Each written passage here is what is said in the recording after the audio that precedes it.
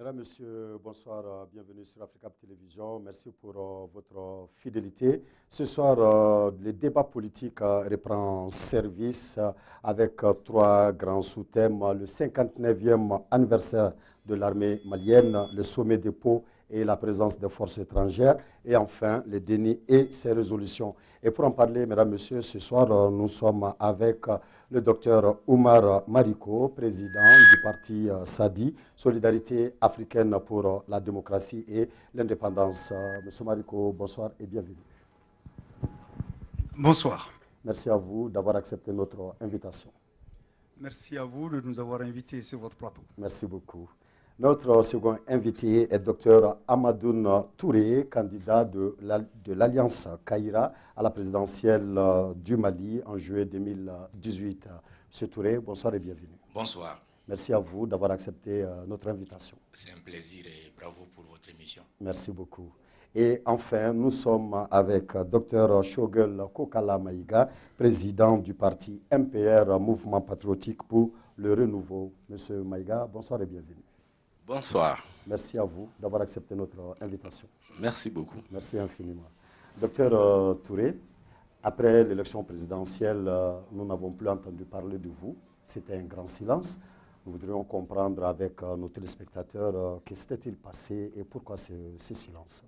Après les élections, il est normal de laisser tout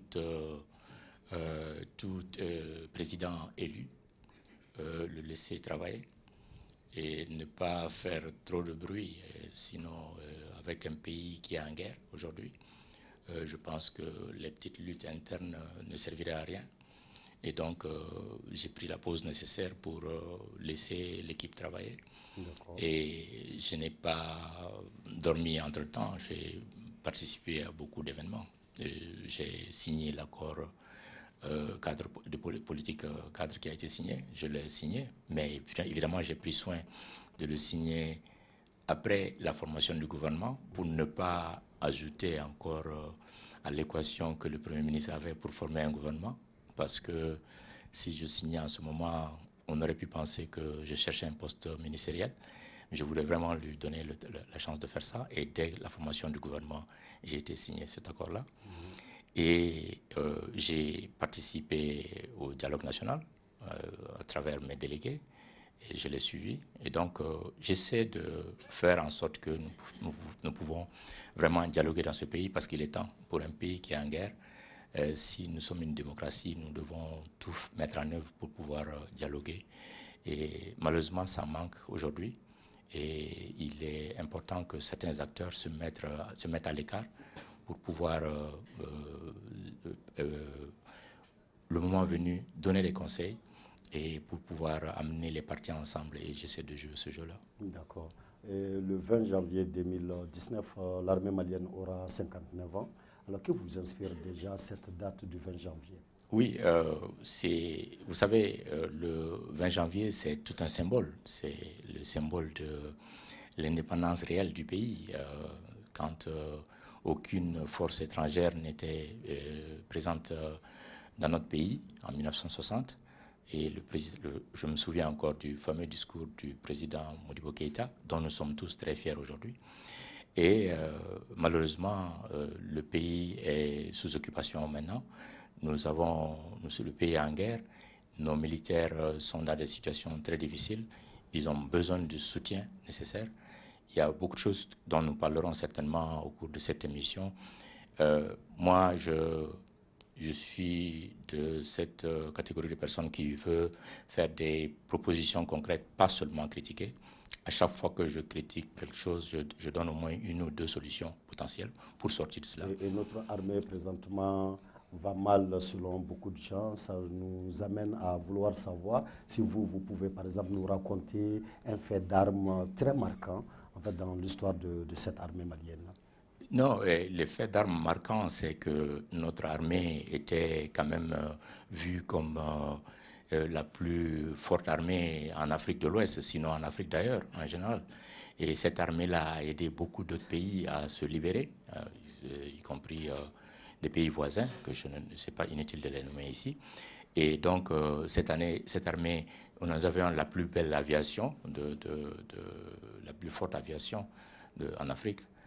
Nos MiG-21, nous savions que nous étions vraiment soutenus. Évidemment, cette armée a décliné au cours des années par différents gouvernements, souvent par peur de coup d'État, malheureusement, depuis que l'ère de la démocratie est arrivée, souvent par manque de moyens et souvent par erreur politique. Et il est important que tous les acteurs viennent ensemble, puissent dialoguer, pour que nous puissions au moins apprendre de tout un chacun les leçons à tirer, les erreurs qui sont commises. Nous sommes, après tout, dans la société de l'information. Et moi, je dis toujours qu'il serait dommage de commettre une erreur qui a été déjà commise par manque d'information, ou bien de réinventer quelque chose qui a été déjà inventé par manque d'information. Et donc, cet échange et ce dialogue avec tous les acteurs précédents est nécessaire pour pouvoir vraiment trouver des solutions. Il faut que cette armée-là soit bien équipée, il faut qu'elle soit bien formée, il faut que le moral soit relevé. Et pour cela, il y a un certain nombre de choses à mettre en œuvre. On aura certainement le temps d'entrer dans... On en a débattu pendant le dialogue national, et donc on en reviendra là-dessus. Certainement. Monsieur Maïga, alors en ce jour d'anniversaire, 59e anniversaire de l'armée malienne, le 20 janvier 2019, alors cette date vous inspire quoi à vous? Merci beaucoup.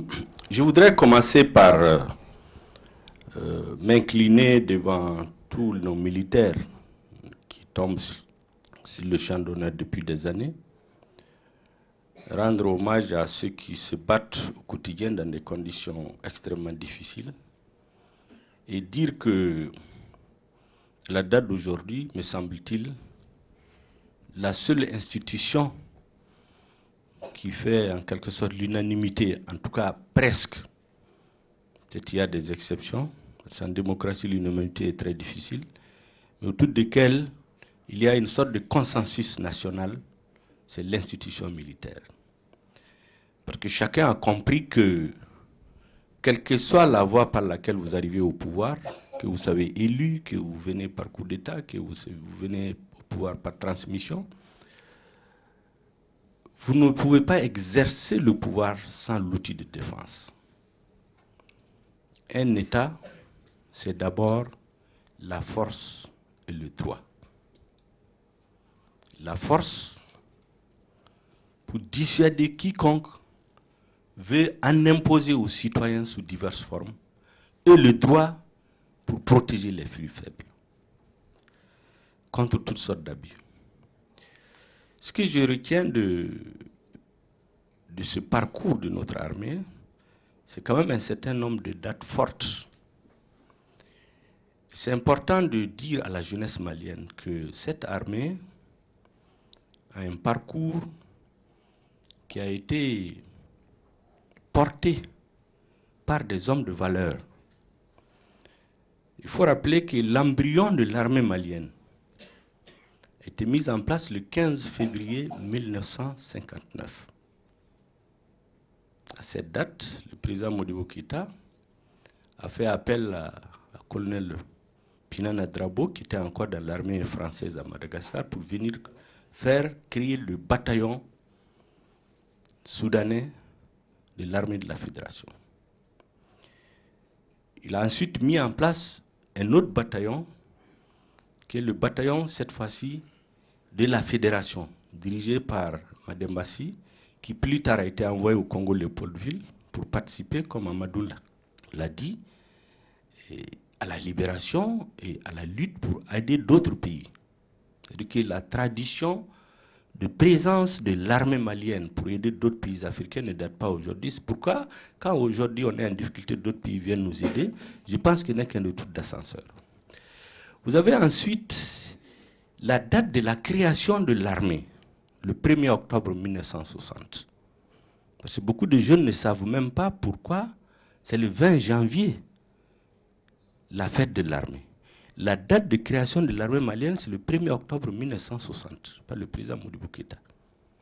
Le 20 janvier, c'est la date à laquelle le président Modibo Keïta a tenu le célèbre discours. Il a demandé à l'ex-puissance coloniale d'évacuer l'ensemble de ses bases militaires sur le territoire malien, à Kaï, à Nyoro, à Kati, à Gao, à Sévaré et à Tessalit. Et donc, on peut dire que c'est un symbole du recouvrement de l'indépendance du Mali. 22 septembre, la proclamation de l'indépendance de la République du Mali. 20 janvier, date de la proclamation du départ des soldats français du territoire malien. Le dernier soldat a quitté, je crois, 8 mois plus tard. Et depuis, nous avons donc cette armée. Et depuis, cette armée a été sur tous les chantiers. Chaque fois que notre peuple a eu besoin de l'armée, que ce soit pour défendre son intégrité territoriale, que ce soit pour défendre l'unité de la nation, que ce soit pour participer à la lutte contre les catastrophes naturelles comme les grandes sécheresses, que ce soit pendant les actions de développement. Tout le monde sait le rôle que l'armée joue dans les différentes actions de développement, des aménagements pour l'irrigation à l'Office du Niger, la construction des routes, et ainsi de suite. Ce n'est pas un fait particulier que vous savez, le plus. Vous savez, quand on parle de l'armée malienne, en choisissant un fait, on risque d'être réducteur. Je vais juste en citer quelques-uns, pas beaucoup. Hein. Vous savez, en 1973, beaucoup de jeunes Maliens ne savent pas, nous avons eu une sécheresse qui a décimé la totalité du bétail au nord et une bonne partie de la population était morte de famine.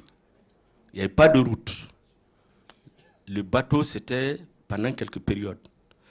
Vous avez vu, le pont aérien, c'était une véritable opération de guerre que l'armée avait installée pour aider les populations à les nourrir, à les aider. Beaucoup ont oublié ça. C'était vraiment des opérations comme si le pays était en guerre contre la sécheresse. Vous avez les 2 guerres que nous avons eues avec un pays voisin que tout le monde connaît, à l'issue desquelles, d'ailleurs, aujourd'hui, le Mali a recouvré à la suite du procès à La Haye la partie du territoire qui était disputée, plus 4 villages, et le territoire malien a augmenté officiellement de plus de 1000 km². Vous avez ensuite, vous savez, en 1968, il y a une tentative d'occupation. Il y a un pays, je ne vais pas les citer, mais vous imaginez, implanter un drapeau dans la partie sud du territoire malien avec les mouvements de quelques blindés. Je crois que 48 heures après, ils se sont retirés. Après la guerre de 68, de 86, la même chose à la frontière avec la frontière Est. Mais ce que je veux retenir en dernier point, 2 faits d'armes importants. C'est la célèbre bataille de Taïkaren, qui a consacré la victoire militaire de l'armée sur la rébellion de 1990. Et enfin, ça c'est très important, la grande résistance patriotique de nos militaires le 24 janvier à Guelhok. Le commandant Sékou Traoré, avec ses soldats qui se sont battus pendant des jours contre une coalition de terroristes, de narcotrafiquants de tout genre, et qui sont tombés en panne de munitions. Ils ont résisté jusqu'à ce qu'ils ont tous laissé leur vie. Voilà des citations qui peuvent nous donner de la fierté aujourd'hui. Merci bien. Merci, M. Maïga. M. Mariko, quant à vous, que vous inspire cette date et quel fait marquant à nous raconter par rapport dans l'histoire de cette armée? Je vous remercie. Je vous remercie. Ma pensée pieuse va également aux populations de la région de Mopti, qui sont, hélas, victimes et des milices, je dis bien hélas, et de notre armée. Ce qui s'est passé aujourd'hui au Mali pose la problématique de l'armée, du type d'armée que nous avons et du type d'armée dont nous avons besoin. Pour pouvoir le comprendre, il faut comprendre que l'armée malienne, qui a été créée le 1er octobre 1960, a été le fait du politique. Nous n'avons pas eu une armée qui s'est constituée comme en Algérie, comme dans d'autres pays pour aller à la conquête de l'indépendance. Non. Nous avons eu une armée qui a été décrétée par des hommes de vision et qui lui ont essayé de lui forger une doctrine. Ça me rappelle deux choses. Le fait de dire que l'armée est le fait d'une création politique, du combat politique qui a été mené pour que nous puissions aller à l'indépendance, ça me rappelle les propos de feu mon père. En 1979, il était venu au congrès de l'Union démocratique du peuple malien, le congrès constitutif de l'UDPM. Il a dit des vérités. Il a dit, compte tenu de toute la situation du Mali, il a dit que le soldat d'hier, devenu le tirailleur d'hier, devenu soldat aujourd'hui, sache qu'il exploite là le fruit de notre indépendance et doit en faire sa leçon de tous les jours.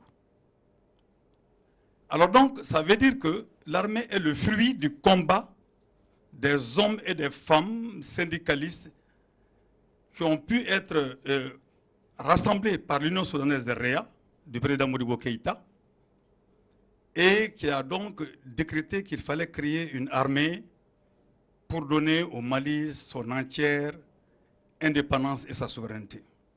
Donc le problème de l'indépendance, de la souveraineté est aujourd'hui posé. Il est posé. Qu'est-ce qui a fait parler à Modibo d'indépendance, de souveraineté? Le président Modibo a compris très rapidement, il a compris très rapidement que pour asseoir les bases d'une indépendance réelle, il fallait une armée. Vous savez, dans mes lectures, j'ai découvert des choses qui m'ont donné la chair de poule. C'est le choix même du 20 janvier. Le 20 janvier, selon certaines littératures, c'est la magnificence ou la revanche du peuple malien sur la reddition de Firoun. Parce que vous savez, en 1898, Babemba a été vaincu, Samori aussi a été vaincu en 1900. En 1903, il a fallu vaincre Firoun pour que la France établisse son empire colonial sur le Soudan. Alors donc, ça c'est extrêmement important pour un Modibo qui tenait véritablement à des dates et à la symbolique des dates. C'était important de dire que le peuple malien, souverain, indépendant, proclamait le 20 janvier comme étant la demande du départ de l'armée française de notre territoire.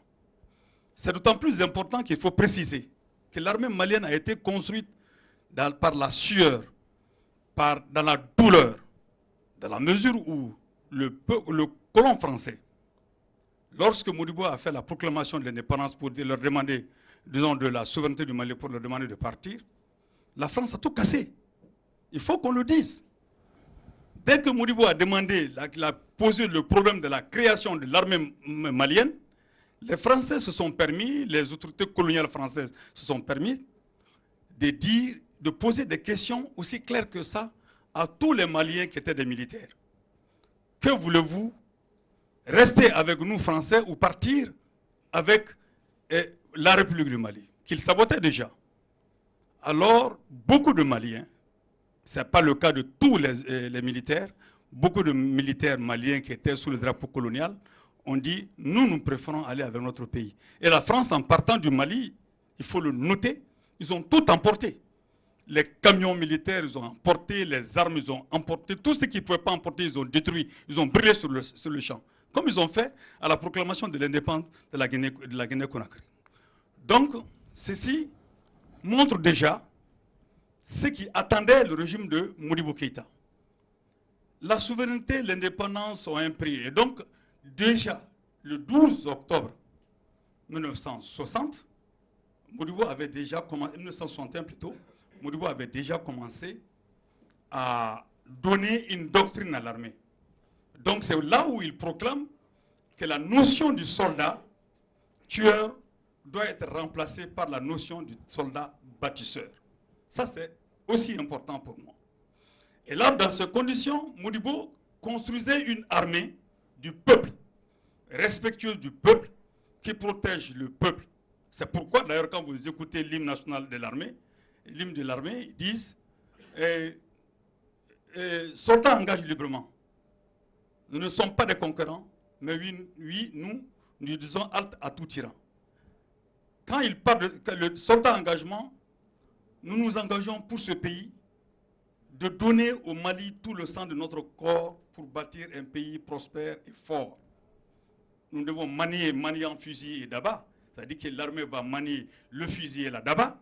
Donc ça va être l'armée de défense de l'intégrité territoriale et en même temps ça va être l'armée de développement qui va s'impliquer dans la construction nationale.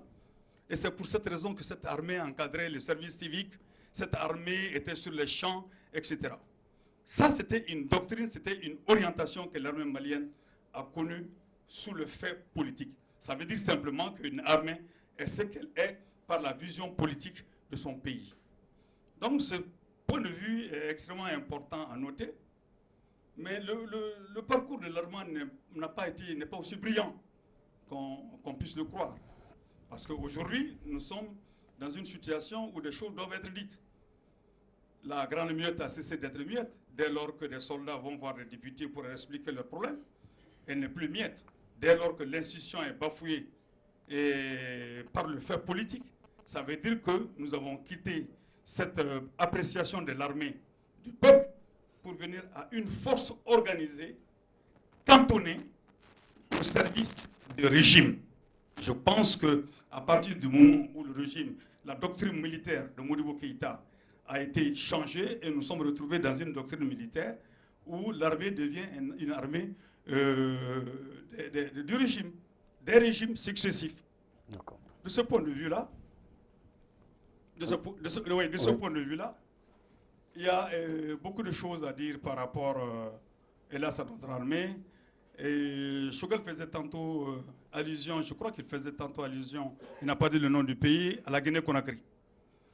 Moi, je peux dire, témoin, à l'époque j'étais très jeune, témoin, nous étions à Yanfoulila, lorsque pour un banal problème entre paysans et éleveurs guinéens et maliens, l'armée malienne s'est transportée à Yanfoulila pour soi-disant aller donner une leçon au président Sékou Touré. Mais la vérité, c'est qu'en 1968, Sékou Touré a désapprouvé le coup d'État de 1968. Il a fallu Sékou Touré pour nous éviter cette guerre. Parce que, et là, je lui rends hommage, nous étions tout petits, 5e année fondamentale, et nous déjeunions avec des militaires qui étaient des amis de mon grand frère, à Yanfoulila. Alors donc, Sékou a dit, si le Mali veut, il peut commencer à bombarder depuis Conakry, et depuis Bamako jusqu'à Conakry, il n'y aura pas un seul soldat guinéen qui va faire face à l'armée malienne. Parce que c'est l'armée du Mali et de l'Afrique. Alors donc, nous avons évité ainsi cette guerre. Et aujourd'hui, nous sommes beaucoup interpellés sur la nature de l'armée par rapport à la situation générale, pour que nous puissions véritablement sortir une armée de type nouveau qui puisse nous sortir de cette situation. D'accord. Merci, Monsieur Marico.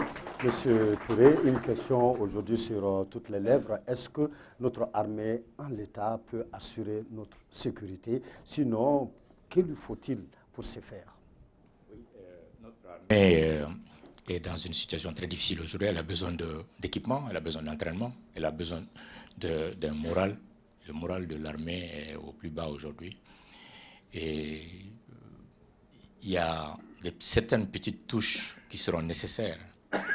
Vous savez, quand nos militaires meurent, quand nos militaires meurent et qu'ils sont enterrés sur le lieu de leur décès par leurs collègues, qui les laisseront là-bas, ce n'est pas encourageant.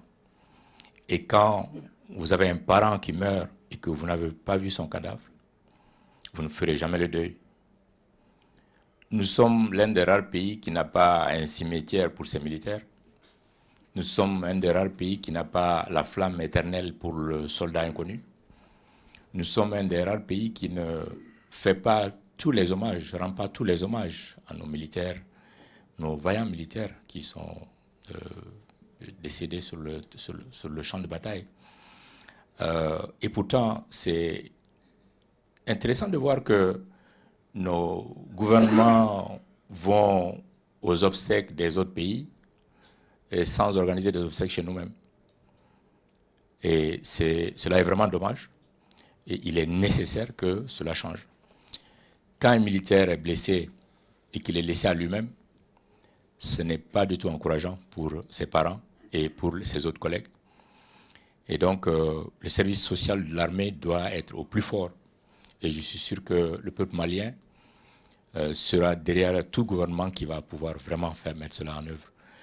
Et donc, l'armée, pour répondre à votre question, l'armée n'est pas prête aujourd'hui. C'est pourquoi d'ailleurs nous avons demandé de l'aide. C'est normal. Au moment où nous étions forts, nous avons aidé les autres. Et donc, on peut demander de l'aide aujourd'hui sans complexe. Mais quitte à nous-mêmes contribuer.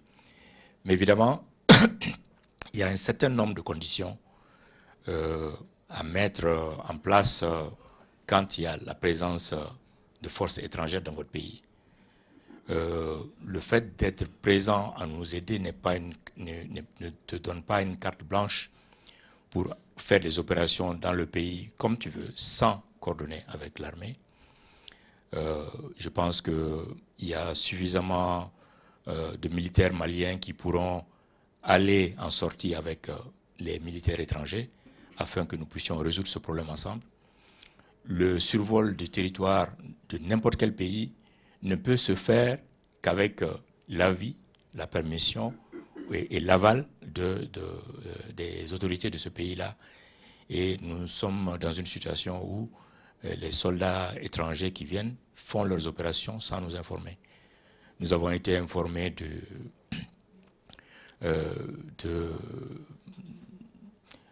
que certains chefs rebelles ont été tués un mois après que cela a été fait. Nos militaires auraient dû participer. La France a perdu 13 militaires en opération. Bon, j'aurais souhaité qu'il y ait des militaires maliens avec eux au moment où ils faisaient cette opération. Mais on n'aurait jamais su cette opération si ce malheureux accident ne se serait pas passé. Donc, et c'est des pays, des soi-disant pays amis qui viennent. Donc, si nous leur posons ces conditions-là, je crois qu'ils peuvent comprendre. Sinon, je ne vois pas de raison pour que nous ne faisons pas une coopération qui nous permettrait d'avancer. Mais malgré tout ce qui se passe en son sein aujourd'hui, alors que sommes-nous en droit d'espérer, malgré tout, de notre armée? Non, en fait, il y a beaucoup cette armée est en train d'être formée, elle est en train d'être remise en place. Seulement, quand il y a des marchés de mauvaise qualité qui ont été mis en œuvre, l'achat de nos avions, on se rend compte qu'on a acheté des avions pourris et aucune tête n'est tombée. On se rend compte que c'est pas possible. Il faut que quelqu'un rende compte à cela. Parce que c'est des militaires maliens qui sont morts, des hommes maliens qui sont morts à cause de ça. Et donc, nous pouvons comparer cela à des faux médicaments. Si vous vendez en pharmacie des faux médicaments, vous tuez des malades sciemment. Si vous achetez des mauvais appareils pour nos militaires, vous laissez nos militaires en péril. Et ça, c'est dangereux. Et il faudrait qu'il y ait des responsabilités qui soient désignées pour cela. Et donc, ça, c'est des mesures qui peuvent permettre de relever le moral de l'armée. Mais ce n'est pas le cas encore. Mais même si elle est malade, qu'est-ce que nous pouvons espérer d'elle? Mais nous pouvons espérer beaucoup de choses. C'est une armée très vaillante. Mais je vous dis, une armée ne peut pas combattre sans idéologie. Une armée qui n'a pas un motif réel pour lequel il combat. Et ça, il va falloir remettre. Toute notre société est à reconstruire. Il y a beaucoup de choses. Depuis à l'école. Avant, on chantait l'hymne national à l'école. Évidemment, ça vient de recommencer maintenant. Sinon, on ne le faisait pas. Le patriotisme a complètement disparu. Certains djihadistes se battent à cause d'un idéal. Il faut que nos militaires se battent aussi pour un idéal qui est l'indépendance de notre pays. Il faut que cela soit compris par tout le monde et qu'on leur donne le soutien nécessaire pour cela. Et la confiance. Il faut qu'il y ait une coopération entre les civils, les villageois, dans les zones rurales, avec nos militaires pour le renseignement. Malheureusement, certains de nos services de renseignement passent plus de temps à des filatures de politiciens comme nous, au lieu d'aller chercher les criminels. Hein, c'est quelque chose à déplorer. Hein, et donc, il faut vraiment changer toute cette équation et puis se remettre au travail, redonner confiance à ce pays-là et à son armée. Et ce pays va se relever. On a vu des pays tomber beaucoup plus bas que ça. Ils se sont relevés. Vous savez, quel que soit le pillage qui va être fait dans le pays, quel que soit le niveau de sous-développement que nous allons avoir, s'il y a une bonne gouvernance, nous pourrons nous relever. Et ce pays va se relever. On a des bons hommes. Moi, je dis toujours que je suis venu à cette fameuse conclusion où je dis la somme finalement des Maliens est inférieure au total. En mathématiques, 1 plus 1 font 2. En politique, 1 plus 1 font 3 au moins. C'est vrai. Mais il se trouve qu'au Mali, ici, 1 plus 1 font moins que 0, malheureusement. Parce que nous avons des hommes très brillants individuellement. Nous avons des hommes très brillants individuellement. Mais nous n'arrivons pas à faire cette synergie, à mettre leur intelligence, leurs efforts ensemble pour que la résultante soit supérieure à chacun d'eux individuellement. Et c'est ça qui nous manque dans le pays. Je prends un pays comme les États-Unis, je dirais la somme est supérieure au total. Les hommes, à cause des institutions fortes, arrivent à additionner leurs forces et à avoir quelque chose de mieux. En Europe, je dirais c'est pratiquement égal au total, mais chez nous, malheureusement, c'est le cas. Et nous avons des gens très brillants. Je me permets, laisse-moi finir ce point-là, c'est très important pour moi. Rapidement un peu. Oui, oui, d'accord. Mais je donne l'exemple de la transition de 2012. Nous avions un professeur de mathématiques comme président, doté d'une logique cartésienne. Un professeur de mathématiques, avec toute l'expérience qu'il avait. Nous avions un ingénieur de la NASA comme Premier ministre, doté aussi d'une logique cartésienne. Je le connais, c'est mon promotionnaire. Je l'ai vu faire son PhD à Washington. Et très brillant. Bon, alors, la somme des deux, est-ce que c'est supérieur au total des deux? Je laisse le jugement à chacun. C'est ça qui nous manque. Il y a un problème. Pris individuellement, nous sommes brillants, mais pris en société, il y a quelque chose qui manque. Donc, nous devons nous asseoir et vraiment faire le pas. Partout où je suis parti dans le monde, j'ai eu la chance de voyager dans plus de 184 pays pendant ma carrière. Partout où je suis parti, j'ai trouvé un Malien, quelque part, qui est le centre des activités auquel on fait confiance et qui est vraiment l'objet de respect. J'ai eu la chance souvent d'être respecté à cause des Maliens qui m'ont précédé. Comment se fait-il que nous faisons tout ça à l'extérieur et que quand nous venons chez nous ici, on ne peut rien faire? Ça, c'est un problème. Et il va falloir qu'on s'asseye pour le discuter très franchement. Merci, M. Touré. M. Maïga, notre armée est malade, en tout cas, tel est l'avis de beaucoup de gens. Mais néanmoins, que sommes-nous en droit d'espérer d'elle? Et surtout, quels sont nos devoirs vis-à-vis de cette armée? Vous savez, l'armée... Oui, c'est bon. L'armée, c'est un outil de travail dans les mains du politique. Il ne faut pas se tromper. L'armée est ce que le politique veut qu'elle soit. Vous savez, l'armée malienne, j'ouvre une petite parenthèse, je ne sais pas, Mariko, si c'est du même problème dont on parle à la frontière de la Guinée. Je crois qu'on ne parle pas du même problème parce que Sékou Touré, que je sache, je ne connais pas ses sentiments, mais je sais qu'avant sa mort, il voulait fusionner avec le Mali.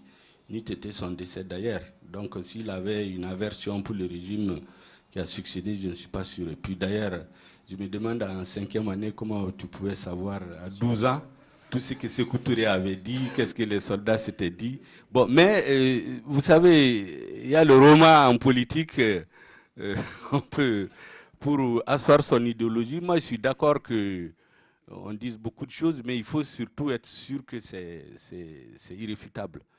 Vous savez, en 1960, il y a eu des malentendus majeurs. Ça, c'est important que les Maliens le comprennent. Lorsque le colonel Abdoulaye Soumaré a été appelé par le président Modibo Keïta, il est venu au Mali à la demande du président Modibo Keïta en tant que coopérant militaire français. Et lorsque le président Modibo Keïta l'a désigné comme chef d'état-major général de l'armée malienne, il l'a élevé au grade de général. Le 28 décembre 1960, la France s'est opposée à refuser cette nomination, obligeant du coup le colonel à renoncer à sa nationalité française par fidélité au président Modibo Keïta. Vous savez, donc les choses se sont accumulées, plus les précédents, il y avait beaucoup de choses, ce n'est pas le sujet. Le 20 janvier, possiblement il y a des liens avec ce qui s'est passé avec Firoun. La date, comme c'est des mémoires qu'on cite les dates, il a dit 1903, c'est en 1916. Le 20 mai 1916, la grande bataille d'Andrabokan. Ce qui est sûr, c'est que l'épopée des grandes figures de la résistance a nourri les pères de l'indépendance. Ça, c'est indiscutable. Notre armée, à la date d'aujourd'hui, je vais vous dire, moi je suis persuadé, j'en suis convaincu, qu'il y a les hommes au Mali pour faire de notre armée l'une des meilleures armées en Afrique, à 3 conditions. La première, il faut qu'il y ait des hommes politiques qui aient une vision de quel type d'armée ils veulent.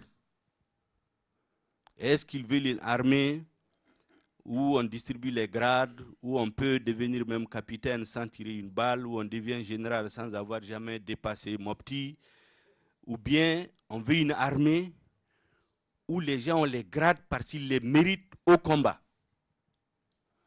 Est-ce qu'on veut une armée où le soldat se reconnaît dans le commandement? Et ça, c'est l'un des grands problèmes de notre armée. Vous pouvez demander à tous les spécialistes. L'un des grands problèmes de notre armée, il y a un problème de commandement.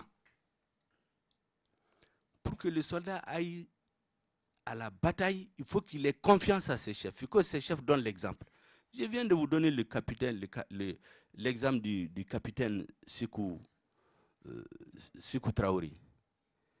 Mais il aurait pu fuir avec ses soldats, ou bien se rendre dès les premiers jours. Mais ils se sont sacrifiés. Je suis sûr qu'il y a des hommes comme ça dans notre armée. Mais pourquoi ils se sont trouvés dans cette situation? C'est de la responsabilité du politique. Quand vous envoyez des soldats au front, ils n'ont pas à manger, ils n'ont pas à boire, ils ne sont pas équipés. Ne venez pas dire après dans des meetings que les soldats fuient.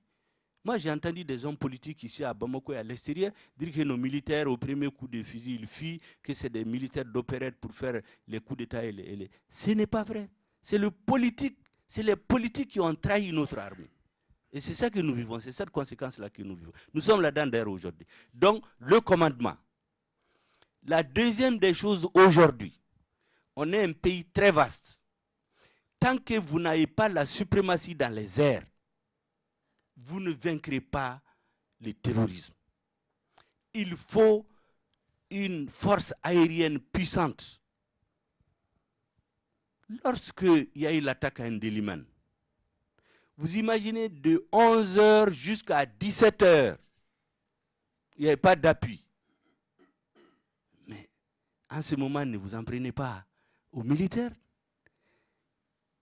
L'appui aérien, donc je dis le bon commandement, l'appui aérien et le soutien de la population. Je crois qu'on est en train d'en parler, beaucoup de gens en parlent, mais on ne donne pas le même contenu au soutien de la population. Moi, je vois beaucoup d'associations qui manifestent, soi-disant, qui soutiennent l'armée.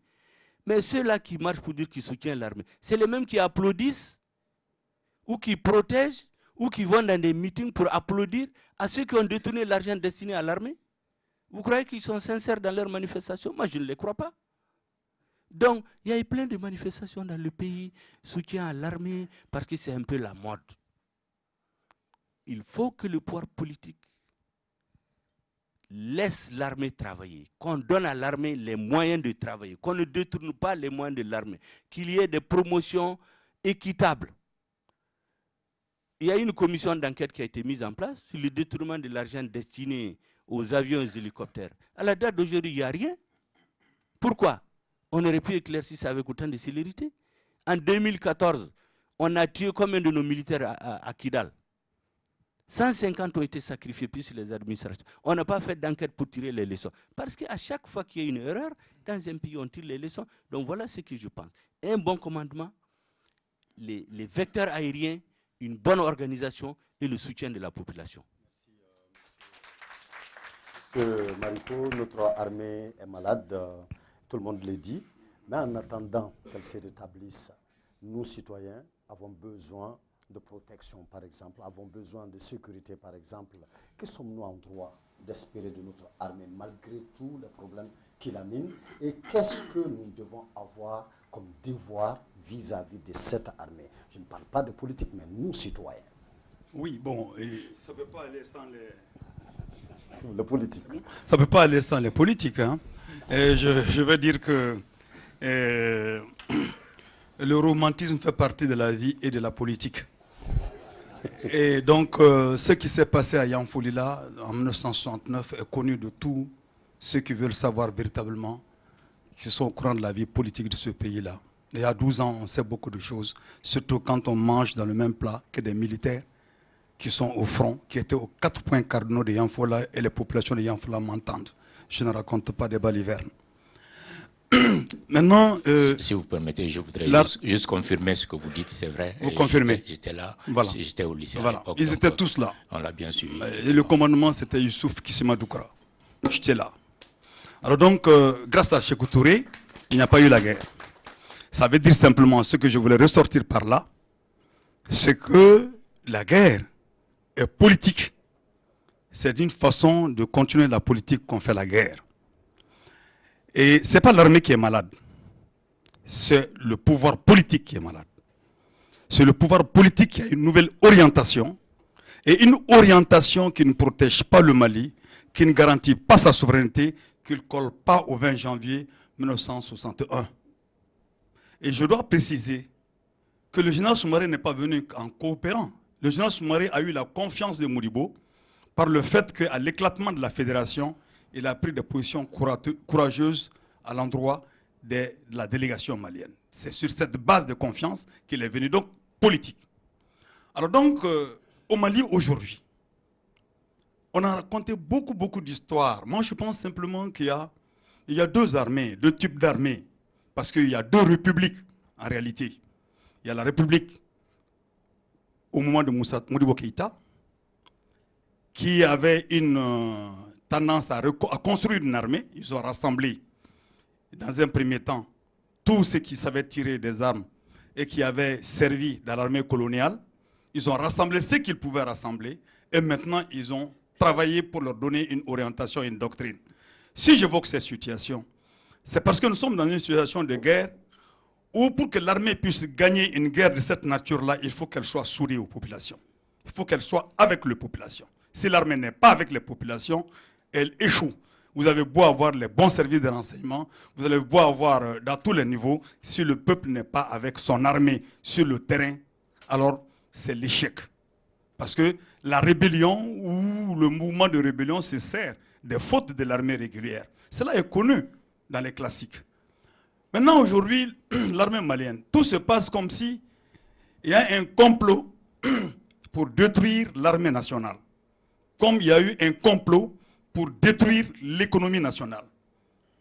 Et de ce point de vue-là, vous voyez le commandement militaire. Le commandement militaire aujourd'hui est complètement détaché de la vie militaire sur le terrain. Allez-y voir les hommes sur le terrain, comment ils souffrent, dans quelles conditions ils sont. J'ai donné simplement un exemple en passant. Les gens ont dit oui, il a fait une divulgation de secrets, il a vendu des secrets de l'armée aux ennemis. Mais ce qu'ils ne savent pas, c'est que l'ennemi c'est plus que moi. Parce qu'il est sur le terrain, il vit. Regardez simplement nos militaires. Pour quitter Kati, pour aller sur le front, ils poussent les voitures. On les voit pousser les voitures. Les voitures dans lesquelles ils doivent travailler, on les voit.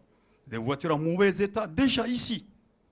Depuis longtemps, nous avons décrié qu'il y avait les avions, n'étaient pas des avions qu'il fallait. On a décrié qu'il y avait des chars qui étaient sous les hangars. On a tout dit. Mais absolument rien n'a changé. Vous savez que même pour les cartouches, pour aller sur le front, l'armée malienne manque énormément de cartouches. C'est ahurissant. C'est ahurissant pour une unité. Un soldat qui va sur le combat, sur le front, qui a besoin de 250 cartouches. Vous savez, on lui donne 90 cartouches. Déjà, au moment où les forces extérieures, les forces ennemies, ont des chaînes de cartouches, les autres, on leur compte les cartouches, on leur donne. On transporte les militaires de Bamako jusqu'à Douanzan pratiquement, sans armes, sans munitions. Ça, c'est une réalité, là. Et ensuite, donc la chaîne de commandement se permet des écarts extraordinaires. Vous savez, quand Amadou Aya Sanogo a fait le coup d'État du 22 mars 2012, il a changé les conditions des militaires en introduisant ce qu'ils ont appelé la prime de chaleur, qu'on appelle la prime Aya, qu'on appelle en réalité, techniquement, c'est la prime d'opération. Cette prime d'opération, les militaires sont sévrés de cette prime. Il arrive qu'on coince des gens, on vous punit à 24 heures de la paye de la prime et vous ne bénéficiez plus de la prime. Ça, c'est au niveau du commandement. Mais en définitive, au niveau du commandement. En définitive, l'armée est abandonnée par le pouvoir politique. Il est abandonné par le pouvoir politique et cela se reflète sur le niveau stratégique et donc le niveau opérationnel ne peut pas travailler. Et de ce point de vue-là, et quand on met ces hommes dans des conditions aussi pénibles que ça, quel type de relations vont-ils cultiver avec les populations sur place? Donc, finalement, les populations se plaignent de l'armée se plaint de l'armée, et nous nous trouvons dans un cercle vicieux. Et le commandement suprême n'arrive pas à dire à l'armée dans quelle guerre elle est. On ne le dit pas. Exemple, la guerre contre le djihadisme. La guerre contre le terrorisme. Et puis on dit, non, c'est une guerre asymétrique. Donc on ne sait pas qui est l'ennemi. D'où vient l'ennemi? Tout ça, c'est pour maquiller, en réalité, l'ennemi qui a mis le virus dans notre pays, qui est de deux.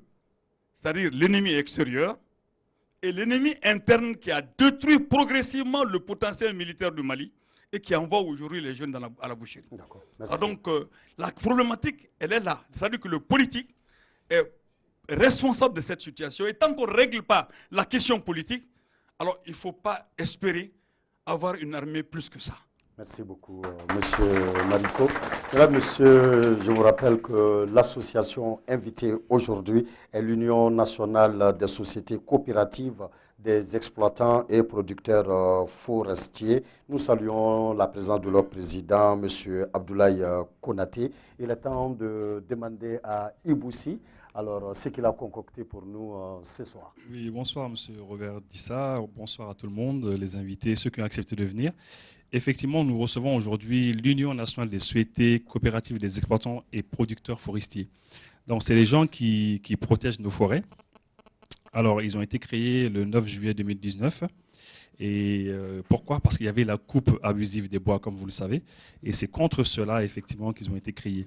Alors, ils ont fait du reboisement à Wolodo, dans le cercle de Kolokani. Et donc, c'est 10 hectares. Nous avons le président ici, qui est là, M. Konaté, qui peut se lever, s'il vous plaît.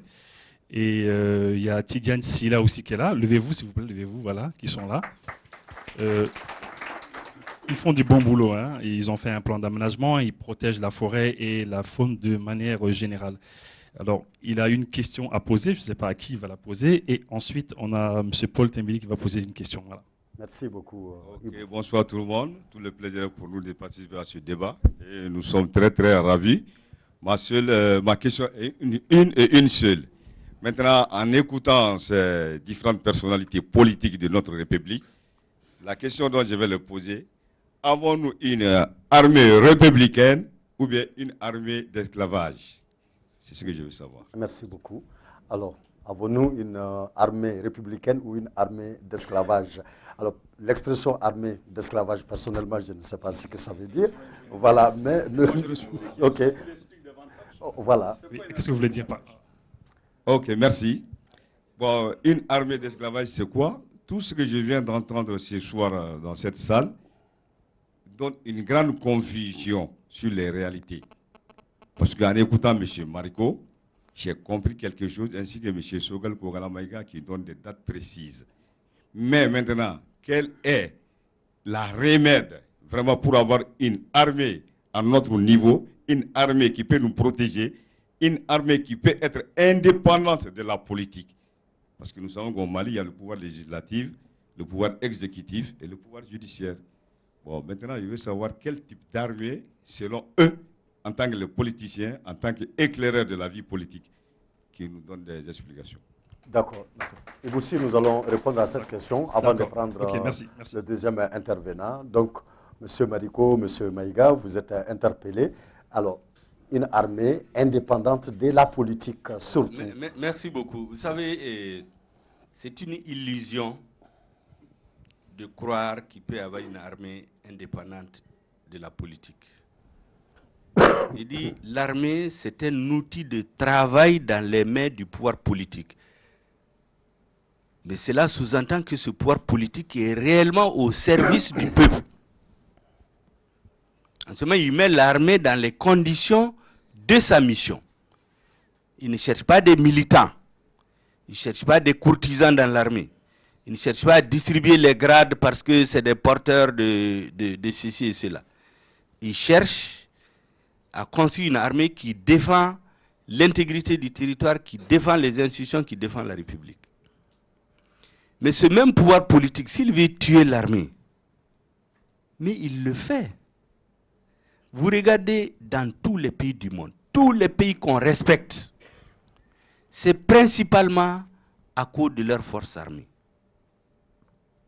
L'Amérique a le budget le plus élevé. Vous mettez tous les budgets de tous les pays du monde réunis, celui des États-Unis est plus élevé que ça.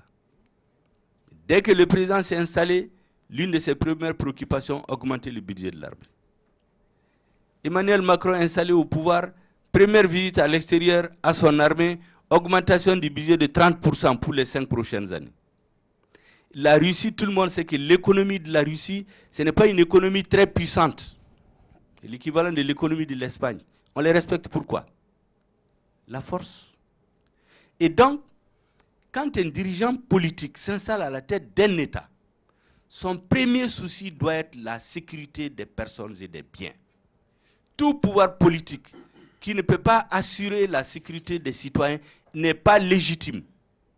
Quel que soit ce qu'il dit, élu 90%, 70%, il ne peut pas être légitime. Parce que la légitimité, ce n'est pas seulement les votes. Surtout les votes, on connaît chez nous comment ça se passe. Hein. Deuxièmement, j'ai dit ce dont notre armée a besoin aujourd'hui, c'est d'une vision, d'un bon commandement, des bons équipements, avec la priorité aujourd'hui à l'équipement aérien et des bons services de renseignement.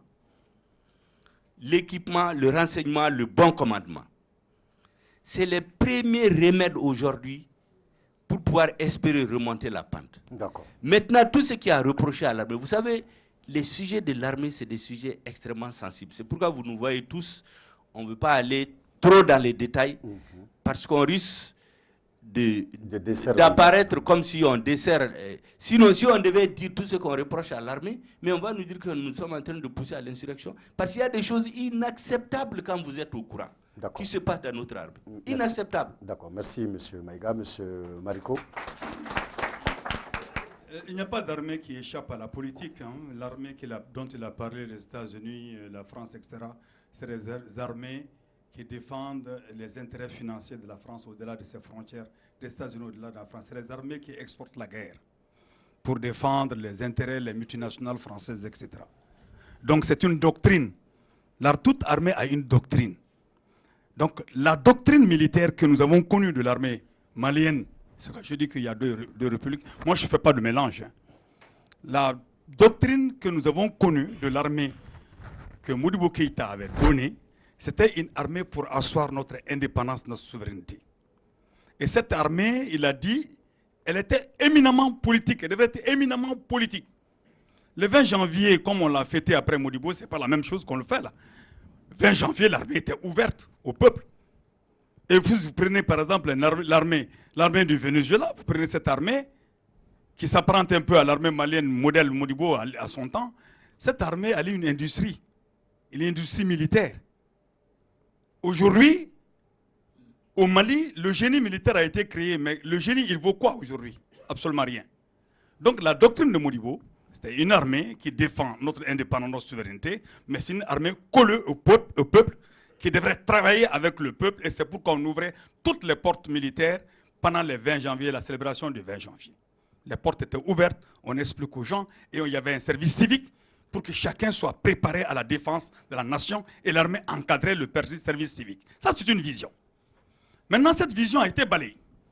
On a cantonné une force militaire qu'on a dit armée de métier, et cette armée de métier, elle est là au service des régimes.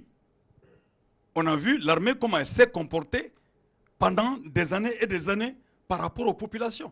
Nous avons connu l'amère expérience en 1991 et ça continue. C'est pourquoi, si le politique ne revoit pas la question de l'armée pour la ramener à cette dimension, la première, alors on va continuer de cette manière. Et la première victime, c'est l'armée elle-même.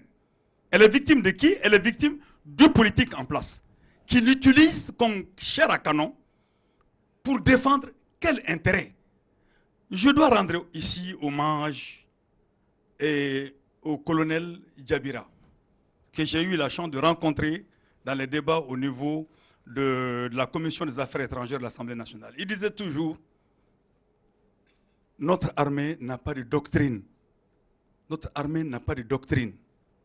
Alors donc, quelle est la doctrine militaire actuelle? Alors donc, vous voyez, regardez un peu. Quelqu'un qui est soucieux d'une armée efficace ne va pas recruter les gens sur la base de l'argent qu'on donne. Pour être recruté militaire, il faut donner de l'argent. Pour avoir les galons, ceux qui sont sur le terrain, ce n'est pas eux qui bénéficient des galons. Ce n'est pas eux qui bénéficient des formations. Les formations sont sous le sceau du népotisme et de l'argent. Des gens, ils deviennent premiers dans le sport, dans tout, on les exclut. D'accord. Bon, donc, de ce point de vue, je dois lui dire que, en fait, l'armée dont on a besoin, on a besoin d'une armée au service du peuple, soutenue par le peuple, et qui a pour mission première, dans la situation actuelle, de nous débarrasser de ces tueries inutiles que nous sommes en train de connaître dans les différentes régions, à commencer de Ségou jusqu'à Kidal. Merci, M. Mariko. M. Touré. Le débat sur le rôle de l'armée, quel type d'armée nous devons avoir, va avoir lieu après que nous ayons résolu le problème dans lequel nous sommes aujourd'hui. Il faut sortir de cette situation, d'abord. Ceci dit, le seul pays africain, ouest-africain, le seul pays ouest-africain qui n'a pas connu de coup d'État, c'est le Sénégal, qui a une armée vraiment républicaine. Et donc, c'est l'idéal. Mais quand je prends les grandes puissances, ils ont une doctrine très claire. En réalité, c'est comme Mariko l'a dit, c'est le ministère de la Défense qui détermine la politique étrangère des pays, malheureusement, de ces grands pays-là. Parce que l'industrie de l'armement, c'est la plus grande industrie de tous ces pays-là, pour tous ces pays, malheureusement. Et ils ont une autre doctrine, c'est que d'abord, la meilleure façon de gagner une guerre, c'est de l'éviter. Mais si vous ne pouvez pas l'éviter, elle ne doit pas se passer sur votre territoire, parce que c'est là-bas que la destruction se passera. Regardez en Syrie, si jamais Bachar gagne la guerre aujourd'hui, gagnez quoi? La destruction autour. C'est vous qui perdez si la guerre se passe chez vous. Le 11 septembre a été la seule fois où les États-Unis ont été surpris par une guerre qui s'est passée chez eux. Et à partir de ce moment, ils ont décidé de le faire ailleurs. Et ils sont en train de poursuivre. Alors, mais dans tous les cas, nous sommes dans une situation où la guerre se passe chez nous. Il faut pouvoir en finir avec ça. Il faut sortir de ça.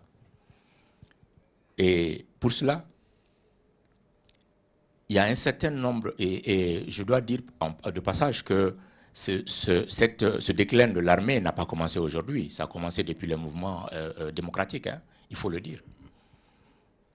Et donc, évidemment, on accuse toujours le régime en place, ce qui est normal, parce qu'ils n'ont pas fait suffisamment pour pouvoir sortir de la situation. En tout cas, les efforts ne nous ont pas sortis là-dedans. Donc, ils sont accusés. Mais leurs prédécesseurs doivent être accusés aussi. Il a parlé du colonel Djabira, qui est mon promotionnaire, que je connais, qui est un ami d'enfance, qui est décédé à la Mecque avec le général Touré. Leurs corps, ils ont été enterrés là-bas sur place. Leurs corps n'ont jamais été rapatriés. Il y a eu 2 généraux, parce que Djabira a été nommé général quand même. Il était encore colonel, mais le 22 septembre 2010, il avait été déjà nommé général. J'étais à Brazzaville quand il m'a appelé pour m'annoncer son grade de général. Et le 20 janvier, il devait recevoir son grade. Malheureusement, il est décédé avant, donc je le considère comme un général. 2 généraux meurent, il n'y a pas une enquête. Et ils sont enterrés sur place. Comment voulez-vous donner... Et Djabira, quand même, était l'un des meilleurs soldats que nous avons ici au Mali. Il est d'abord physiquement et mentalement, et il a toujours été premier de toutes ses promotions, partout où il a été. Nous nous retrouvons dans une situation où c'est un problème de gouvernance générale. On nomme trop de généraux. Il y a eu un moment où on avait 87 généraux. Donc on va construire une armée de généraux, il n'y aura pas de soldats. Deuxièmement, puisqu'ils sont nombreux, on les envoie comme diplomates. Au ministère de la Défense, on nomme des diplomates au ministère. Et chacun se met à apprendre son travail. Mais c'est un phénomène général parce que si nous sommes en train d'analyser l'armée, mais l'armée c'est le reflet du peuple. C'est le reflet du pays actuellement. C'est nos frères et sœurs, nos enfants qui sont là dans chaque famille. Donc en réalité, donc c'est un problème de gouvernance. C'est la même chose quand on nomme un nouveau gouvernement. La moitié des nouveaux ministres vont venir rassembler leur cabinet. Monsieur Kokala Maïga, vous avez été ministre, je suis sûr que vous pouvez le confirmer. La plupart des ministres appelleront leur cabinet le premier jour pour leur dire, écoutez, je suis venu pour apprendre, je compte sur vous. Hein. C'est une façon pour eux de montrer qu'ils sont humbles, mais je suis désolé, un ministère n'est pas une école. On ne vient pas apprendre. D'accord, merci monsieur Touré.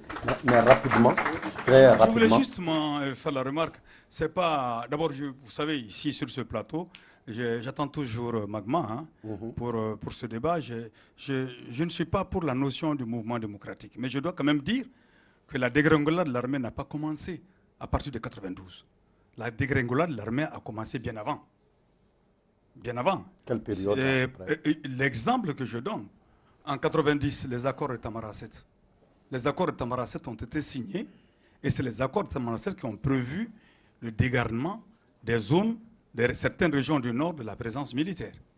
Deuxième chose, quand on gagne une guerre contre un mouvement de la rébellion, on ne va pas signer la reddition dans un pays étranger, Tamaracet. Donc je pense que la dégringolade de l'armée, j'ai eu la malchance ou la chance de faire la prison en 86 avec des militaires qui étaient des comptables à l'intendance militaire.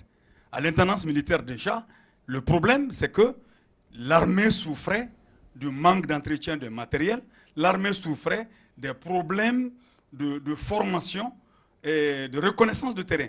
Donc c'est un phénomène qui est allé crescendo, la destruction de l'armée. Elle allait crescendo. C'est vrai que le coup de massue a été donné par le régime de Alpha Mar Konaré et bon, donc Ibrahim Keïta est comptable de cette situation. Alors donc l'armée est vraiment malienne, ça a été la même chose que le processus de désintégration progressive de l'économie pour que nous ayons l'économie réelle. Et nous avons aujourd'hui une économie virtuelle d'affaires. Donc je crois que cet aspect, je voulais vraiment le préciser. D'accord. Merci. Réaction rapide? Vous savez, le sujet de l'armée, c'est un sujet généralement délicat, en tout cas de mon point de vue. C'est pourquoi vous constaterez que je ne m'étends pas beaucoup sur les détails, parce qu'il faut faire beaucoup attention avec l'armée. Mais vous savez, la vérité historique, on ne peut pas la changer. Vous demandez à tous les militaires au Mali, ils vous diront que le démantèlement de l'armée a commencé à partir de 1991. Il y avait des problèmes de gestion dans l'armée. Ça, c'est sûr, comme dans tout organisme, vous prenez l'armée française, l'armée américaine, vous trouvez toujours des mécontents. Surtout quand il dit qu'il était en prison avec quelqu'un de l'intendance qui était en prison. Vous voulez qu'il dise du bien de l'armée? Surtout qu'il s'est retrouvé à cause de magouilles. Donc vraiment, ce n'est pas des bons exemples. Ou bien les accords de Tamanrasset. J'ai dit, vous pouvez demander au chef de l'armée. Les accords de Tamanrasset ont été signés après la victoire militaire sur la rébellion. Mais je crois que les politiques, les pouvoirs d'alors avaient tiré les leçons de la gestion de la première rébellion. Ils ont compris que tout ne se limite pas à vaincre les gens sur le terrain militaire. Et naturellement, les dirigeants rebelles, n'ayant pas confiance, ont demandé quand même que les premiers entretiens se tiennent dans un pays étranger. Ce sont des notables Touaregs qui ont fait l'intermédiaire. La réunion s'est tenue à Alger, ça a duré 9 heures de temps. L'Algérie n'a pas parrainé, le ministre algérien a fait un discours, il s'est retiré. Les Maliens ont négocié pendant 9 heures, ils ont conclu un accord cadre de 13 articles. Le fait de dire qu'on a dit à l'armée de quitter le Nord, vous savez, c'est une fable qu'on a racontée aux gens depuis 1991. C'est faux et archi faux. C'est que pendant la période des combats, aujourd'hui on nous parle de guerre asymétrique, c'est le nouveau terme, les présidents, les ministres, tout le monde l'entend. Toutes les guerres contre les rébellions sont des guerres asymétriques. En 1991, les gens ils frappaient à Menaka, ils frappaient vers Nara, ils frappaient d'un peu partout, ils n'avisent pas. Donc les guerres de rébellion ont toujours été asymétriques. Donc le commandement militaire s'est assis là, réfléchi pour repenser comment vaincre la rébellion. Ils ont multiplié les points, les postes militaires dans le pays. Ils ont fermé les frontières. Naturellement, lorsque la rébellion a été vaincue militairement et qu'ils sont rentrés dans des processus de négociation, la rébellion a demandé de diminuer le nombre de postes militaires. D'ailleurs, même si elle n'avait pas demandé, le pouvoir allait le faire parce que vous ne pouvez pas maintenir ces postes-là ad vitam aeternam. Donc ça a été fait comme une concession. Mais les bases militaires, aucune n'a été démantelée. Mais après, on a raconté beaucoup de choses aux gens, après 1991. Et beaucoup ont pris ça, oui, parce que l'armée a été, on a sorti. Mais même si c'était le cas, pourquoi quand le régime a changé, on n'a pas retourné ces bases-là? D'accord. Si c'était le cas. Ok, d'accord. Oui, nous allons. D'accord, merci M. Maïga. Nous allons prendre toujours avec Iboussi un deuxième intervenant. Vous êtes libre hein, de réagir voilà, et de continuer à réagir. Finalement, je me résous à rester seulement dans le cadre de l'armée, seulement hein, comme thème ce soir finalement. Parce que là, il nous reste à peu près 25 minutes. Mais si vous ne parlez pas du dialogue national, les Maliens resteront je promets, le prochain dimanche. Voilà, dès le prochain dimanche, nous allons venir là. Ah, c'est ça le problème maintenant, Président. Vous voyez que ce n'est pas facile de programmer les débats avec vous. Ok, Ibu, on y va. D'accord, donc nous avons une question plateau qui est là, avec Paul Temeli. Et là, il y a beaucoup de gens qui parlent du sommet de Pau que j'entendais ici dans le public. Là. Sommet de Pau. Voilà. Hein. Donc, okay. Donc, il a une question. Là. Rapidement.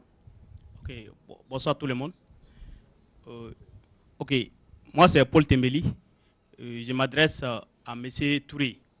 Comme dans son intervention, j'ai entendu parler que l'armée malienne n'a pas, n'a pas de moyens. Maintenant, moi je pense qu'il y a eu 1236 milliards qui ont été alloués à l'armée. On a vu qu'il y a une partie de ces sommes-là a été détournée. Maintenant, quelle solution donnez-vous aux Maliens? Okay. Merci. Monsieur Touré. Merci. En fait, c'est une très belle question, mais ça me revient, je vais lier ça, ma réponse à la question précédente aussi, pour essayer de combler un peu, parce qu'on a parlé des accords de Tamanrasset. Malheureusement, tous les accords maliens ont été signés à l'extérieur. Il n'y a aucun accord malien signé entre les Maliens, malheureusement, à l'intérieur. Voilà, ils ont été signés à l'intérieur du Mali. On va négocier tous nos accords à l'extérieur. Regardez, quand les autres pays ont leurs problèmes, ils les résolvent chez eux. Le Burkina a eu ses problèmes, il les a résolus. Nous, on a été faire l'accord de Ouaga chez eux. Ça n'a pas marché. L'accord d'Alger, je n'ai rien contre, mais ça n'a pas marché. l'accord de Tamanrasset aussi a ses défauts. À quand l'accord de Nyoro, l'accord de Molodo, de Ségou, de San. Il faut vraiment citer Molodo. Hein. Oui, oui. Et ça, pour moi, c'est une préoccupation. Ça veut dire que nous, les Maliens, ne sommes pas capables de nous asseoir entre nous pour discuter. Et le cas de Tamanrasset est très bien concret. Effectivement, les Algériens n'ont rien fait. Ils nous ont seulement donné une plateforme pour parler entre nous. Mais alors, donc, on pouvait le faire ailleurs. On pouvait le faire chez nous. Pourquoi on ne l'a pas fait? On est le seul. Parce qu'on n'a pas gagné la guerre. Oui, mais non, on est le seul. Je crois qu'entre citoyens, nous pouvons nous asseoir et nous comprendre à un moment donné. Donc, j'espère que ce qui s'est passé à Pau viendra un jour au Mali. On aura un sommet de Bamako ou de quelque part ici, au Mali, où nous allons discuter nos problèmes. Parce qu'en réalité, hein, quand l'accord de Pau s'adresse aux questions du Sahel, en général, 90% c'est le Mali. C'est les questions du Mali. En 2012, quand on faisait les réunions à Genève sur le Sahel, je participais. Mais en réalité, on disait le Sahel, mais c'est le Mali. Et donc, c'est... Maintenant, pour revenir au détournement dont... Les détournements, il faut une tolérance zéro pour la corruption. Jusqu'au moment où on va arrêter les chefs, hein, des chefs pour corruption, on ne va jamais s'en sortir. C'est une tolérance zéro. Ceux qui ont détourné les biens doivent aller en prison et puis rendre ces biens-là. Il le faut. Donc, tant que nous n'avons pas cette politique de tolérance zéro, il n'y a aucun moyen de déterrence de la corruption. Et la corruption commence, ça commence et ça se soigne au sommet. Et donc, Merci. Moi, je voulais juste dire que quand je parle de la dégringolade de l'armée, je ne vais jamais magnifier le régime de ce qui se disait du mouvement démocratique. Hein. Mais je ne vais pas non plus avaler des choses qui ne sont pas réelles.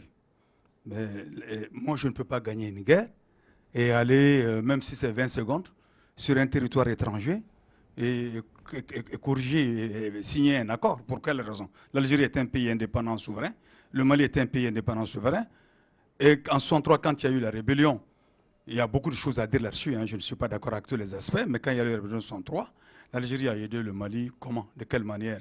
Mais les choses sont terminées au Mali parce qu'il y avait une réponse politique nationale et une réponse militaire nationale. Ça a été cela. Alors donc, ce point de vue, moi, je ne veux pas m'attarder là-dessus. Pour dire que la situation que nous vivons aujourd'hui, pour ce qui concerne l'armée de notre pays, c'est clair, vous parlez de 1230 milliards. Il est clair qu'il y a eu beaucoup de détournements. Ceux qui ont détourné ont fini, on les a critiqués. Ils ont été obligés de reconnaître qu'ils ont acheté des avions coulés au sol. Mais ceux qui ne disent pas, les militaires n'ont pas suffisamment d'armes pour des soldats capables d'avoir, des bataillons capables d'avoir 700 un effectif de 700 personnes. Vous trouverez 288 personnes pour lesquelles on donne l'argent des 700 personnes. La corruption est à tous les niveaux. C'est au niveau stratégique. Et le niveau stratégique de l'armée est lié au niveau politique. Donc c'est pourquoi je dis qu'il y a eu un travail de sabotage de la patrie et de l'État malien, de la nation malienne. Il faut prendre la mesure de cette situation-là. Parce que nous avons des hommes et des femmes dans cette armée extrêmement braves, extrêmement courageux, très engagés. Mais au niveau opérationnel, sur le terrain partout, ils transpirent, ils se battent comme ils peuvent. Mais ils sont lâchés par le commandement lié au pouvoir politique. C'est cet aspect-là que je veux qu'on fasse ressortir dans cette histoire-là. Pour dire que la question de l'armée aujourd'hui, on ne peut pas en faire un sujet tabou. Parce que nos vies sont menacées. Partout, nos vies sont menacées. Et les relations entre l'armée et les populations en place, l'armée est instrumentalisée au niveau de son niveau opérationnel et remontée contre les populations dès lors qu'on décrète que les Peuls sont des djihadistes. Parce qu'Amadou Koufa est Peul. Dès lors qu'on décrète que le Tamashek, l'arabe, il est rebelle, et que tous ensemble sont des terroristes. Alors, vous allez envoyer des militaires avec une telle conception, une telle vision de la chose, sans aucun discernement, ça donne quel résultat? Et après, c'est facile de dire, les militaires ont tué, les militaires ont fait... Non, c'est l'instrumentalisation de l'armée qui fait cette situation-là, une armée qui se cherche elle-même. Je pense que pour tout dire, hein, pour avoir de l'espoir, les Maliens, l'armée attend son chef. Et l'armée attend son chef, et l'armée attend son chef suprême. Et dès lors que l'armée malienne a son chef suprême, des négociations sont possibles, des discussions sont possibles. Ça, c'est l'autre aspect de la question. Parce que je ne crois pas à une résolution militaire de la crise. Parce que la guerre, c'est une démarche politique. Et la guerre que nous connaissons aujourd'hui, et cette guerre, il faut pouvoir pointer du doigt sur sa nature, son origine. Et son origine, vous le savez tous, c'est deux. Au plan interne, c'est la mauvaise gouvernance, ce qu'on appelle la mauvaise gouvernance, mais c'est la politique de liquidation de l'économie et de mettre sur place, faire la promotion des affairistes qui sont en lien avec les financiers internationaux. Et la deuxième cause, c'est la logique de la France à soumettre les pays africains qui étaient anciennement ses colonies pour pouvoir avoir beaucoup plus de retombées financières après avoir pris toute l'économie complètement en charge. Justement... La question à ce niveau-là, elle est politique essentiellement. D'accord, on va parler de ça tout à l'heure. Le dimanche prochain, nous serons le 26 janvier. Est-ce que tout le monde sera à Bamako? Le 26 janvier, je me ferai force d'être à Bamako. Monsieur Maïga. Le 26 janvier, je ne serai pas à Bamako. J'anime une conférence à l'extérieur. Ok, d'accord. Donc nous allons... donc reporter à plus tard. D'accord, nous allons passer... Mais il est important. Vous savez, moi je veux que quand on fait les débats, il y a les discours politiques, les discours de campagne. Mais à des moments donnés, c'est bon qu'on fixe la vérité pour l'histoire. Parce que tant qu'on ne construit pas les choses sur la vérité, là, on va toujours retomber dans les erreurs. Vous savez, après mars 83, on a construit trop de fables. Je dis ici, et vous pouvez demander à des militaires, les accords de Tamanrasset, c'est parce que la direction de la rébellion étant vaincue avait peur qu'on les prenne. Ils n'avaient pas confiance. Donc ils ont demandé qu'il y ait des négociations qu'on fasse dans un pays ami. Et c'est les notables Touaregs du Nord qui ont négocié les pré-accords. Et quand les gens se sont retrouvés, on leur a juste prêté une salle. C'est les Maliens entre eux qui ont discuté. Ça n'a pas duré des années, c'est 9 heures de temps. Donc on ne continue pas pendant des années à dire ces personnes ont fait à l'extérieur.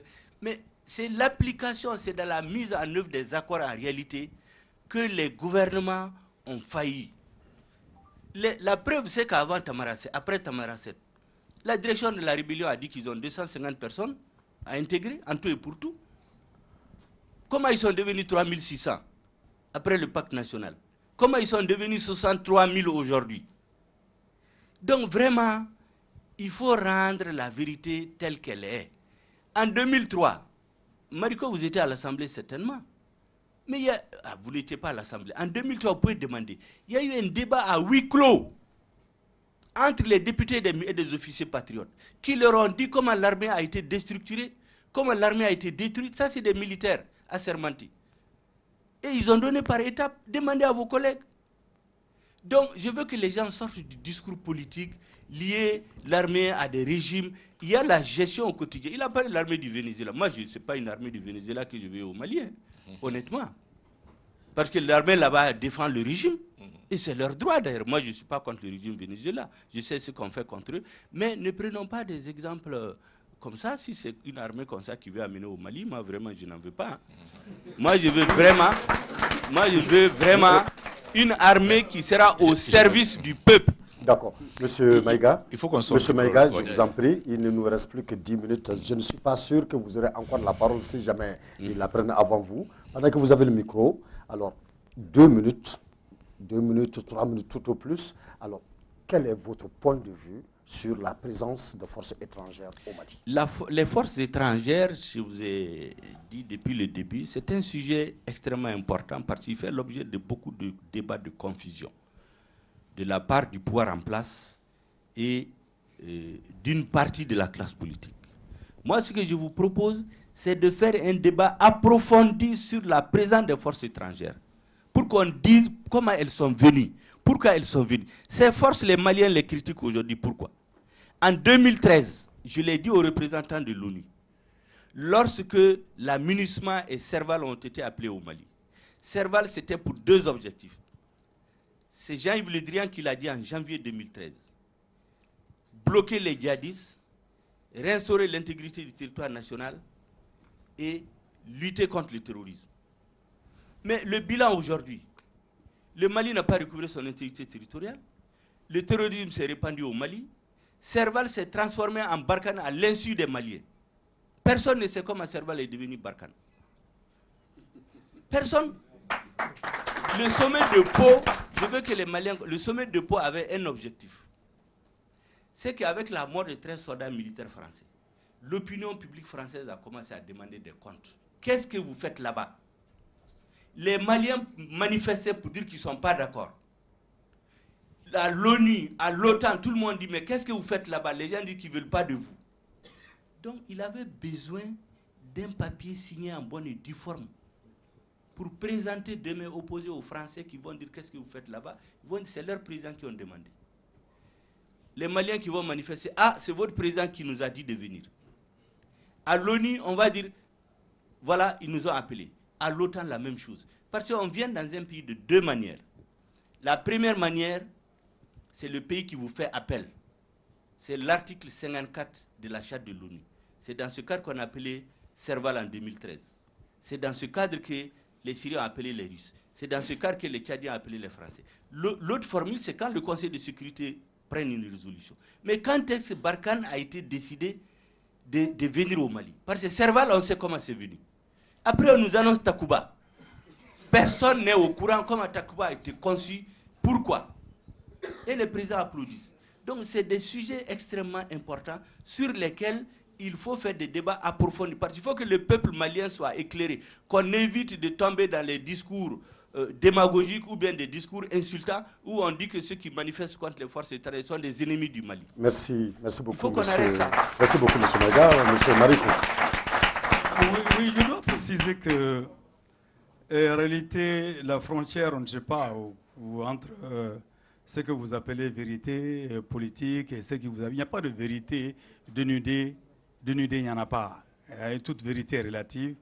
Et donc, dans cette relativité-là, chacun pose le problème selon sa philosophie et sa vision. Et quand j'ai fait allusion à l'armée vénézuélienne, ça veut dire simplement pour voir comment le modèle armée vénézuélien peut être calqué sur le modèle malien des années 61. C'est ce que je voulais montrer, c'est tout. Alors donc, moi je ne veux pas non plus d'une armée qui me tire dessus, donc au service d'un régime pour des revendications scolaires. Ça, c'est une réalité. Alors donc, je précise. Oui. Ah, oui, mais oui. C'est absolument. Justement, vous avez. Justement, c'est là où je dis ce pays est assis sur du mensonge d'État, que ce soit du régime que nous avons combattu en 91 et des pseudo-démocrates qui étaient en réalité les pâles copies de ce régime que nous avons fait partir. Et c'est pourquoi j'ai toujours dit qu'il y a 2 républiques au Mali. C'est par mensonge également et déformation que nous parlons aujourd'hui de 3e République. Il n'y en a pas de 3e République. Il y a 2 régimes complètement différents. Alors donc, je voulais simplement dire, si je suis victorieux d'une rébellion, je ne signe pas d'accord. Je ne signe pas d'accord. À Tamaracet, à Alger, à ceci, je ne signerai pas d'accord. En son temps, on n'a pas signé d'accord. Donc, il faudra reconnaître que les forces étaient au moins à égalité. Si ce n'était pas des forces vaincues, pour qu'on dise, oui, allons-y de ce côté-là, on va les signer les accords. Donc vraiment qu'on arrête ces choses-là. On veut changer le pays, il faut commencer par dire la vérité aux populations maliennes. Maintenant, pour ce qui concerne les forces étrangères, ceux qui n'ont pas pu venir, qui n'ont pas pu voir Serval se transformer en Barkhane, non plus n'ont pas vu que c'est la France qui a organisé la partition du Mali par la création d'un mouvement de rébellion sur les Champs-Élysées. C'est clair. C'est ceux-là, eux, les mêmes qui ont appelé les Français à venir dans notre pays pour les protéger de qui? Des mouvements politiques, politico-militaires qui avaient sonné leur glas et qui avaient fait pourtant des ouvertures pour que les gens débattent. Ils ont refusé de débattre. La même situation s'est passée au Burkina Faso. Ils ont débattu, ils ont parlé. Même les gens de Blaise se sont assis avec ceux qui ont chassé Blaise pour parler. Ici, des politiciens sont permis d'aller appeler le Burkina Faso, d'aller appeler la Côte d'Ivoire pour bloquer les armes maliennes, pour ensuite dire à la France, viens nous sauver, en sachant évidemment que c'est la France qui a liquidé Kadhafi et qui a créé le MNLA. Je crois que ça aussi, c'est des vérités. C'est des vérités qu'il faut, aujourd'hui, il faut les sortir dans toute leur nudité. Et le dépeçage de l'armée est dans cette situation-là. Je dis clairement, aujourd'hui, Pau n'avait pas besoin d'être fait parce que M. Macron avait déjà reçu sa réponse. Macron avait demandé, venez me dire si c'est vous qui nous avez dit de venir ou pas. Ils ont déjà répondu ici avant de partir. Donc il restait quoi? Aller affecter des stratégies avec Macron pour comment dompter leur peuple, pour que ces peuples ne ripostent contre cette politique assassine de notre indépendance et de notre souveraineté. C'est ce qui s'est passé. Alors donc, je vais vous dire que le commandement malien de l'armée doit être revu. Il y a 800 militaires qu'on a radiés. Imaginez simplement qu'un militaire qui est blessé au front, évacué sur Kati, est radié. Pourquoi? Toutes ces radiations, c'est pour que des gens empochent les 50 000 francs CFA de ces pauvres soldats sur le front. Ce n'est que ça. Donc l'affairisme a atteint à un niveau extrêmement grave de l'armée qu'il faut stopper. Et tu ne peux pas stopper cela sans toucher au chef suprême de l'armée. L'armée malienne attend son chef suprême, l'armée malienne attend son chef militaire. Et dès qu'elle aura ça, elle va nous sortir de cette situation-là, parce que le commandant, le chef suprême de l'armée, va engager le pays dans un dialogue pour arrêter l'effusion de sang actuelle. Parce que c'est le politique qui peut le faire. Merci beaucoup, M. Mariko. Qu'est-ce que 2 minutes, 3 minutes? Vous savez, oui, merci de me donner l'occasion de dire 2 mots sur ça. Parce que, en fait, on essaie de trouver la solution à un problème ici. Hein, et ne perdons pas ça de vue. Et il ne faut pas chauffer les esprits. On n'est pas en campagne électorale. Et on n'est pas là pour un changement de régime non plus. Et les faits sont têtus. C'est là. Et donc, il faut sortir ça. Comment sortir ça? Et c'est ça qu'il nous faut. Et moi, je dirais que la France seule ne peut pas nous sortir de la situation actuelle. Ça l'a prouvé. Depuis 2012 qu'ils sont là, ils n'ont pas pu le faire. Nous avons besoin d'aide extérieure. Mais on sait que la France seule ne peut pas le faire. Il y a eu des situations que la Russie vienne, mais cela n'exclut pas la France. Moi, j'imagine un modèle qui existe déjà d'ailleurs. Vous savez, quand vous analysez la situation en Libye, et les alliances en Libye et les alliances en Syrie, vous voyez que 2 armées qui sont ennemies ici sont amies de l'autre côté. Et donc, je ne vois pas pourquoi nous ne ferons pas appel à d'autres personnes, d'autres pays qui viendront en aide, et tout en continuant notre coopération. Ce n'est pas le moment de changer de fusil d'épaule, mais d'ajouter encore plus de force à nos fusils. Et donc, moi, je pense que cette situation-là doit être analysée. Nous ne pouvons pas... Je ne suis pas aussi d'accord avec une armée à la vénézuélienne. Hein. Ce n'est pas la révolution bolivarienne ici qui va nous sortir de la situation. On va sortir... Le communisme, c'est fini. Le communisme est mort. Ah bon, c'est le communisme? Ah oui, Comme le Venezuela, c'est pas le communisme quand même. Bon, on reviendra sur ça après. Non, c'est pas le communisme, le Venezuela. Vous savez, Monsieur Touré, rapidement, il faudrait que, en fait, ce qui se passe dans l'armée est le reflet de ce qui se passe dans tout le pays, dans tous les autres secteurs. Et donc, le problème doit se résoudre dans sa globalité. Et nous devons avoir une justice sociale dans le pays, une tolérance zéro pour la corruption, une bonne gouvernance. Et je crois que, et c'est pourquoi il était important que nous parlions de la conférence nationale qui vient de terminer. Oui, et le DENI, le dialogue national. il est important parce qu'il y a un certain nombre de choses qui sont sorties de ça et donc qu'il est important d'analyser.